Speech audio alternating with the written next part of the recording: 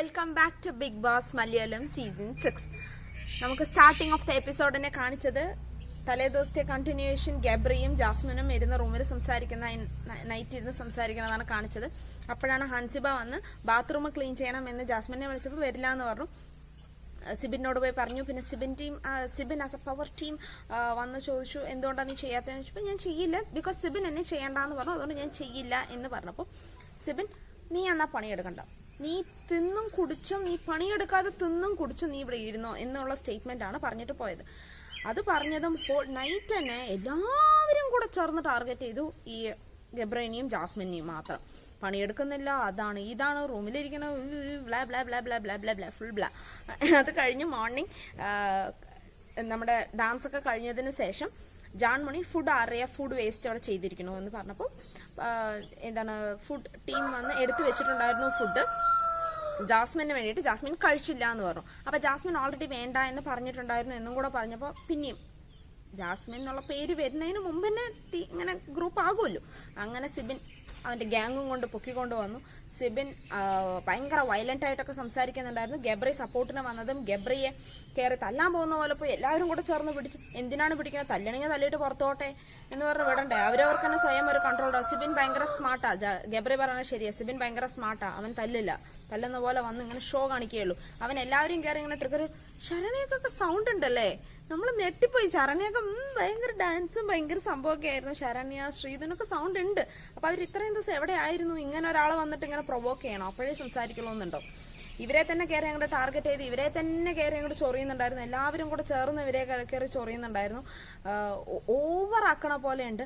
ഇവര് എന്തോ ചെയ്യട്ടെ എന്ന് പറഞ്ഞ് വിടാൻ ആർക്കും എന്താ മനസ്സില്ലാത്തതെന്ന് അറിഞ്ഞില്ല. നമ്മൾ ഈ ഒരു ഇത്രയും ഓപ്പൺ മൈൻഡഡ് ആയിട്ട് ബ്രോഡ് മൈൻഡഡ് ആയിട്ട് ജീവിക്കുന്ന ഈ ഒരു സമയത്ത് പോലും ഇവരിരുന്നു, ഇവര് കരഞ്ഞു, ഇവര് പിടിച്ചു, ഇവര് തുമ്മി, ഇവരിരുന്നു എന്ന് പറഞ്ഞുകൊണ്ട് എല്ലാവരും ഇരിക്കുകയാണ്. അത് അവരവരുടെ ഗെയിമിനെ തന്നെ അവർ ഡൗൺ ആക്കുകയാണ് എന്നുള്ളതാണ്. ഇവർക്ക് ഒരുപാട് അറ്റൻഷൻ കൊടുക്കുന്നുണ്ട്, അവർ നന്നായിട്ട് സ്കോർ ചെയ്യുന്നുണ്ട് എന്നുള്ളതും കൂടെ അതിൽ നമ്മൾ നോക്കണം.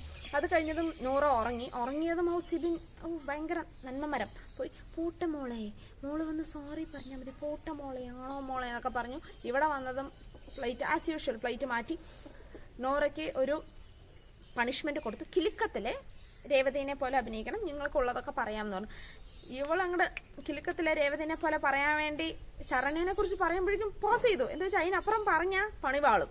അതുകൊണ്ട് ശരണ്യനെ കുറിച്ച് പറയാൻ വരുമ്പോഴത്തേക്കും സിബിൻ ബുദ്ധിപൂർവ്വം അതിനെ പോസ് ചെയ്ത്, അതായത് ബൊമ്മനെ പോസ് ചെയ്തു. അപ്പോൾ ബൊമ്മ പിന്നെ ഒന്നും പറയരുത് എന്നുള്ളതൊക്കെ ആക്കി.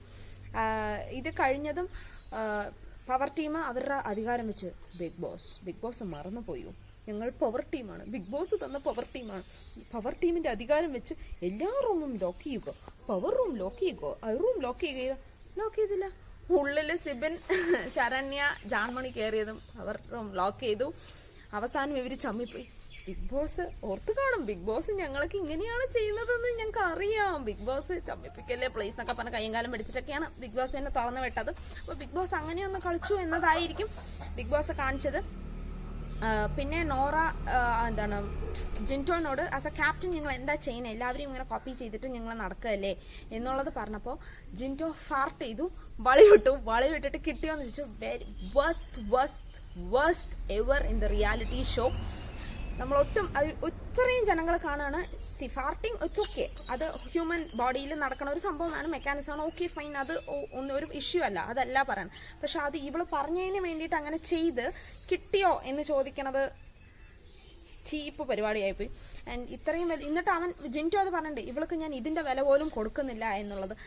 അത് വളരെ ചീപ്പായി. പിന്നെ ഹൻസിബ കൺവിൻസ് ചെയ്ത് ഇതൊരു ടോക്ക് ആവും, അതുകൊണ്ട് സോറി പറയൂ എന്ന് പറഞ്ഞതുകൊണ്ട് പിന്നെ വന്ന് സോറി എന്ന് പറഞ്ഞ് സിബിനെ കൂട്ടുപിടിച്ച് വന്ന് എന്താ ഒരു ക്യാപ്റ്റനായിട്ട് ഒറ്റയ്ക്ക് വന്ന് സോറി പറയാൻ പറ്റില്ലേ? സിബിനാണോ വന്ന് സോറി പറയണ്ടേ?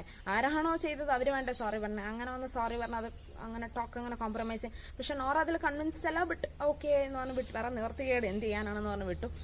ഇവര് ഇതെല്ലാം കഴിഞ്ഞപ്പോഴാണ് ബിഗ് ബോസ് ഒരു ടാസ്ക് കൊടുത്തത്. അതായത് നെക്സ്റ്റ് ടാസ്ക് പവർ ടീമിലേക്ക് കയറാനോ നെക്സ്റ്റ് ടാസ്ക് തലയിലൊരിത് കുടം കയ്യിൽ 2 വെച്ച് വെള്ളം വെച്ച് കരകം പോലെ നിൽക്കണം എന്നുള്ളത്.